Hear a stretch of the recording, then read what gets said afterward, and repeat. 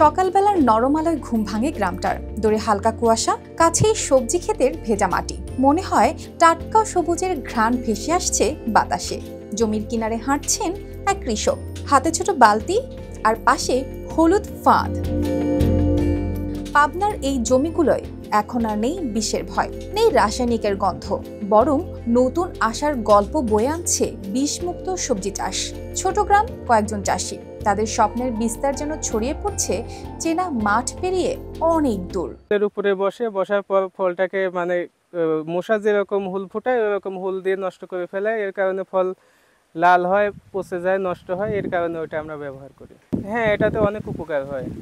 ভুঁইয়ের উপর দিয়ে মাছিটা যাইতে লাগলেও ওইটার মধ্যে এসে পড়ে মারা যায়। সবজিটা নষ্ট হয় না, সবজিটা আর কি গাছে ভালো উৎপাদন হয়। এখন আমি তো দিই না এটা, বুঝছেন, দরকার হলে দিতে হবে। খেয়াল করলে দেখা যায় এক কৃষক জমিতে ফেলে রাখছেন হলুদ রঙের ফাঁদ, যা এবার পোকামাকড়ের জন্য, মানুষের শরীরের জন্য নয়। একসময় যেখানে সারি সারি বোতল ছিল বিষাক্ত কীটনাশকের, সেখানে এখন এই ফাঁদ আর পাশে কাঁধে বালতি। বাজারে তো চাহিদা যত ভালো হয় ততই ওইভাবে আবাদ করলে খুব ভালো হয়। বেড করে পলিথিনের সাথে পাড়ি দিশারি যদি রোপণ করা হয় তাহলে ওটা অনেক ভালো।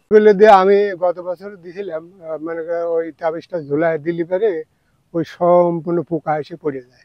পড়ে গেলে আর খুব একটা বিষ লাগে না। আপনার ওই পলিথিনে খুব দ্রুত কাজও করে, আবার বাজারের ফসল দ্রুত তাড়াতাড়ি নিয়ে নেয়।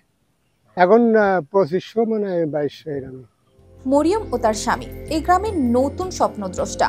মাত্র 15 কাঠা জমিতে বিষমুক্ত করলা চাষ করে খরচ করেছেন 15,000 টাকা। এই জমি থেকেই 3 মাসের মাথায় ফলন উঠেছে প্রায় 70 থেকে 80,000 টাকার মতো। বাজারে সবাই চাইছে এই বিষমুক্ত সবজি, আর চাহিদার সাথে দামও বেড়েছে কয়েক গুণ। করলা চাষ করে আর কি অনেক লাভ এবার পাইছি। আগামীতে আমি অনেক করলা চাষ করেছি, এরকম কখনো সফলতা আমি পাইনি। বীজ ছাড়া যে এত সুন্দরভাবে চাষ করা যায় বা এত সুন্দরভাবে যে ফসল হয়, আমি এর আগে কখনো দেখিনি। আমার এই করলা দেখে এলাকার অনেকেই আগ্রহী আরও এই করলা চাষ করার। গরুলা জাতের এই করলাটা বাজারে নিয়ে গেলে অনেক চাহিদা, বীজ বাদে সার বাদে অনেকটা চাহিদা। এটা আপনি মোটামুটি বাজারে নিয়ে সাথে সাথে বিক্রি হয়ে যায়। এই সফলতার গল্প শুনে পাশের গ্রামের অনেকে এই ফাঁদ বসিয়ে বিষমুক্ত চাষে আগ্রহী। আসলে সরকারের পাশাপাশি পল্লী কর্ম সহায়ক ফাউন্ডেশনের আর্থিক এবং কারিগরি সহায়তায় জাগরণী চক্র ফাউন্ডেশনের তত্ত্বাবধানে আমরা এই প্রজেক্টগুলো বাস্তবায়ন করে থাকি। এখানে আমরা আসলে নিরাপদ উপায়ে সবজি উৎপাদনের চেষ্টা করছি।